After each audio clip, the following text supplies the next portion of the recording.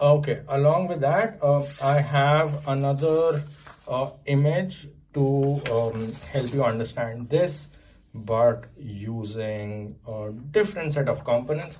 So here you have another caster wheel, and as you can notice, this pin with all the various washers, nuts and bolts, how this piece will go and sit in there, and therefore has been made one above the other to explain to you how they will be assembled into place.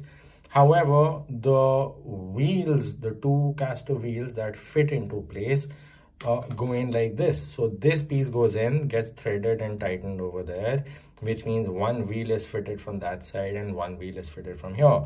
Now, if you look at this image, even though you can kind of understand how it works, they have not given you the center lines, or they may have, and those were too light. So you will have to ensure that you draw them absolutely clean throughout the drawing so that a user or the viewer understands what is fitting in where. Okay, that is something you have to keep in mind. Another thing that you will have to keep in mind is, if it was an exploded view, then you wouldn't bother about the numbering and the annotations given over here. You wouldn't bother about that table. So you will only be worried about how the product explodes. However, when you talk about assembly, you also need to explain to the user how each component gets fitted together. So here what happens is, one being this piece fits in first, two being that piece, third being that piece.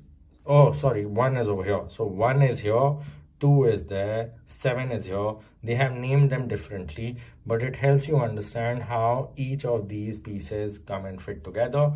Over here, you mention them. So this is how it works in assembly drawing. You will also give a detailed box which tells you what the product is, which view am I looking at it, what is the scale at which the drawing has been made, and what was the date at which it was made. So for example, if you were to show this for your coursework, you would over here have to mention 2027, let's say May-June series 2027. So that would come here. The view in which this has been made, whether it's a third angle of projection or a first angle of projection, will also need to be shared. Whether it's an isometric view or not, to what scale have you looked at? So is it 1:1, 1:2, 10:1, however. So all that information needs to be shared here.